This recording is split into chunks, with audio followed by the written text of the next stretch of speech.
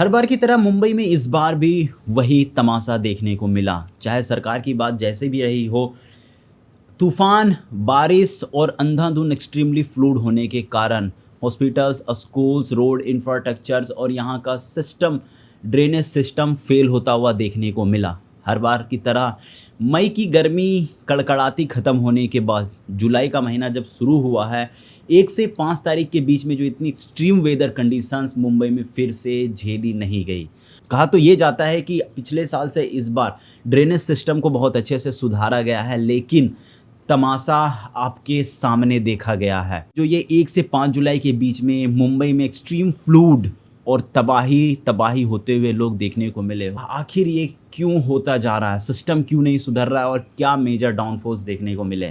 क्यों आखिर ऐसा लगता है कि लोग अब अपने तरीके से प्रॉब्लम सॉल्व करेंगे तभी कुछ हो सकता है? इस वीडियो में हम लोग इसी चीज़ को अच्छे से समझने की कोशिश करेंगे। क्या मेजर कॉजेज़ हैं? गवर्नमेंट अब तक जो सॉल्यूशन निकाली थी आखिर कहाँ तक बात पहुँची है? और ये क्यों अभी भी इतनी बुरी तरीके से फंसा हुआ है? एक एक करके इस वीडियो में थोड़ा अच्छे से समझने की कोशिश करते हैं। वीडियो शुरू करते हैं।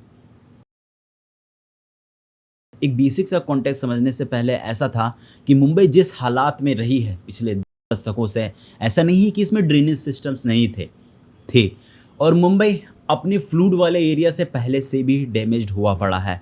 अब हालात कुछ ऐसी आ गई है मेरे दोस्त कि मुंबई का जो ड्रेनेज सिस्टम है वो पहले के हिसाब से डिज़ाइन है। आज मुंबई की बाढ़ की स्थिति पहले से कई ज़्यादा और अधिक हो रखी है। ज़मीनी झगड़े के कारण जो म्युनिसिपल कॉर्पोरेशंस के ड्रेन लाइनें हैं, जो एक्चुअली में कंट्रोल कर सकती है जितने भी एक्सट्रीमली फ्लूड वाले एरिया, उसको वो वापस से रिपेयर नहीं हो पा रही है और बाढ़ समय के अनुसार अपनी रफ्तार बढ़ाते जा रहा है। एक बेसिक सा कॉन्टेक्स्ट यही है कि ज़मीनी विवाद इस तरीके से जाके फंस गया है गवर्नमेंट, टेंडर, पॉलिटिक्स और खुद लोगों के बीच के अंदर में, जिसके कारण आगे के जो प्रोजेक्ट्स हैं वो प्रोसीड ही नहीं हो पा रहे हैं, जिससे इस पे फिर से ध्यान देके सही करा जाए।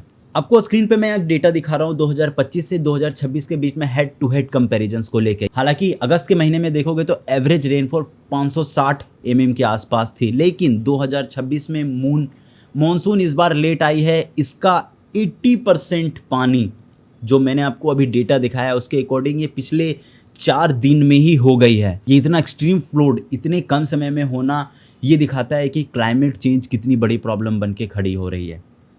हालांकि ये बात हमारे सादा वर्दी वाले लोगों को भी समझ में नहीं आ रहा है, लेकिन आगे हम इसके ऊपर में भी बात करेंगे। अब जो हालात में इम्प्रूवमेंट आया है 2026 के डेटा के अकॉर्डिंग ये दिखाया गया कि जो म्युनिसिपल कॉर्पोरेशन है उसका रिस्पॉन्स था डिजास्टर मैनेजमेंट अथॉरिटी पे। जो 2025 में फ्लूड्स देखने को मिले थे उसके हिसाब से जो इम्प्रूवमेंट करी गई थी, जो एरियाज स्ट्रक्चर्स करे गए हैं उसमें 18% के अकॉर्डिंग इम्प्रूवमेंट आया था। ये मेजरमेंट डेटा है। अराउंड 448 हाई कैपेसिटी पंप्स ऑपरेशनल्स पे लगाए गए थे।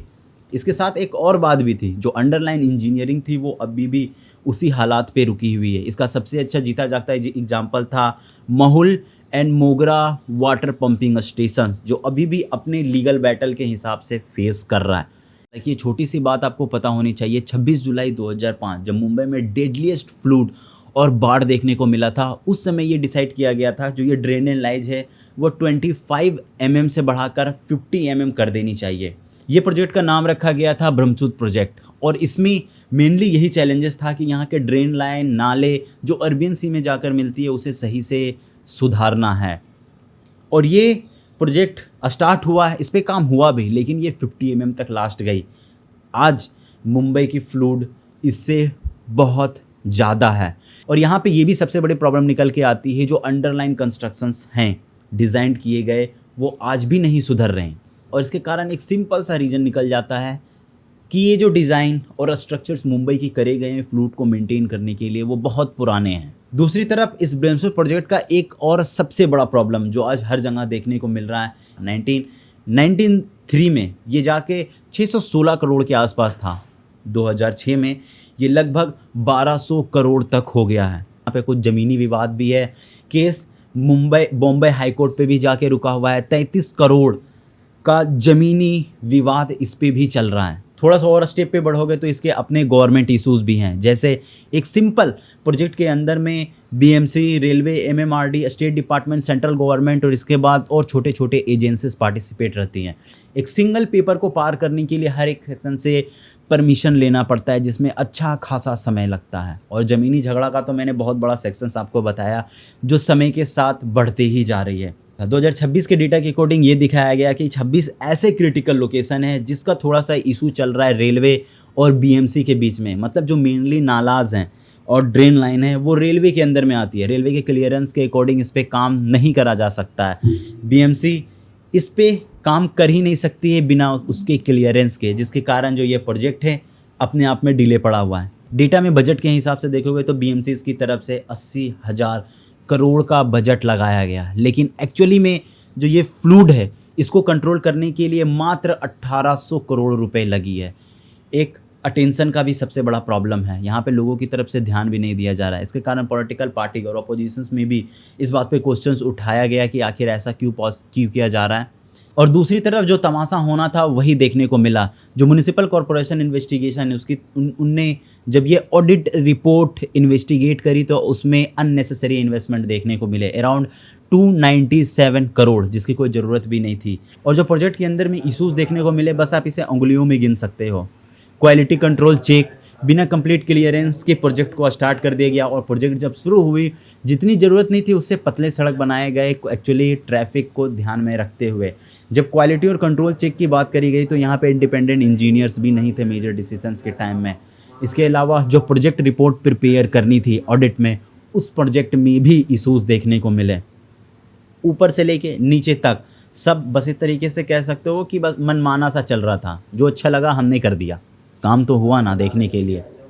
इन सब तमाशा होने के कारण जो अक्सर इस ऐसा असर पड़ रहा है हम और आप जैसे लोगों के बीच में, वो यहीं पे देखने को मिलती है। जो स्लम में रहने वाले लोग हैं जिसकी ज़िंदगी बिल्कुल हालत ख़राब होते हुए देखने को मिल रही है। डेटा के अकॉर्डिंग जो university of Chicago and Princeton universities हैं, इनने डेटा रिलीज़ करा था मुंबई 2006 और 2015 तक के बीच में सबसे ज़्यादा प्रॉब्लम इन्हीं सबको झेलना पड़ रहा है। 89% पोस्टल जोन, 7 से 8% तक का डेथ रेशियो सिर्फ इसी बात पे है कि इस गंदे पानी के कारण मलेरिया, डेंगू, थायराइड, इन सब का मेजर इशू इन सब लोगों को झेलना पड़ रहा है। आप बिलीव करोगे जो वाटर डिजीज़ होने के कारण हेल्थ प्रीमियम है इसकी कॉस्ट बढ़ा दी गई है। अब जैसा मैंने आपको बताया कि अक्सर जो बड़ी गाड़ियाँ में चल रहे होते हैं उन्हें इसका कहाँ पता होता है। ये प्रॉब्लम जो लोग झेल रहे हैं उसे खुद एक्सपीरियंस किया जा सकता है, और ये प्रॉब्लम अपने आप में कितनी बड़ी चीज़ है जो लोग झेल रहे हैं वही बता सकते हैं। मैं अगर एक बेसिक इन्वेस्टिगेशंस के एंगल से देखूं इस कॉन्टेक्स्ट को, तो सबसे बड़ी इशू यहाँ पे यही आती है कि जो ड्रेनेज सिस्टम है इसमें जितनी भी प्रोजेक्ट के थ्रू अपग्रेडेड करे गए हैं वो भी इतने इनफ नहीं हो रहे समय के साथ, जिससे फ्लूड बढ़ता जा रहा है। लोगों के अंदर में अपने लैंड कॉन्फ्लिक्ट हैं, केस कोर्ट पे जाके लगी हुई है, टेंडर्स का इशू है, पेपर्स और प्रोजेक्ट इस पे कॉन्फ्लिक्ट देखने को मिल रहा है। जो प्रोजेक्ट में अमाउंट एलोकेट करी गई बेम्सन प्रोजेक्ट के थ्रू उसमें भी डिले है, और आधा प्रोजेक्ट तो वहाँ के रहने वाले टेंडर्स के ऊपर में ध्यान भी नहीं दिया जा रहा है। तो कॉन्फ्लिक्ट इस चीज़ का है कि एक कंप्लीट सर्कल है जहाँ पे अलग अलग तरीके से पेपर प्रोसेस, पॉलिटिक्स, कोर्ट्स और लास्ट में आम जनता सबका मिलकर कोऑर्डिनेशन से जिसके कारण ये इश्यूज़ खड़ी हो रही है। समय के साथ जैसे जैसे इश्यूज़ बढ़ेंगे, वेदर कंडीशन चेंज होगा, क्लाइमेट और इंटेंस होगी, ये फ्लूड अब समय के साथ और भी बढ़ेंगे। ड्रेनेज सिस्टम बहुत पुराना है, ये बहुत इंपॉर्टेंट हो जाता है कि साथ में कोऑर्डिनेट करके ही प्रॉब्लम सॉल्व करी जाए। आम लोग अगर खुद से सवाल उठाते हैं तो ये प्रोसेस सॉल्व करना थोड़ा तो संभव दिखेगा।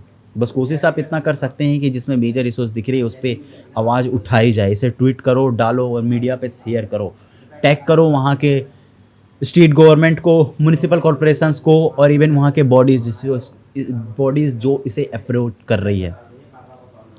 जिस तरीके से फ्लूड बढ़ रही है समय के साथ, ये बड़ा टफ है कि अगर स्टेप्स अभी भी नहीं उठाए जाएंगे तो हालात और भी ज़्यादा ख़राब होते हुए देखने को मिलेगी। बैक में कोई ऑप्शन नहीं है। इस वीडियो में फ़िलहाल मैं इस टॉपिक को यहीं पे रोकता हूँ दोस्तों। ऐसे कई सारे ऐसे इशू हैं जिसे एक एक करके हम लोग अगले वीडियोस पे लेके आते रहेंगे। अभी के लिए आप सभी का बहुत बहुत धन्यवाद।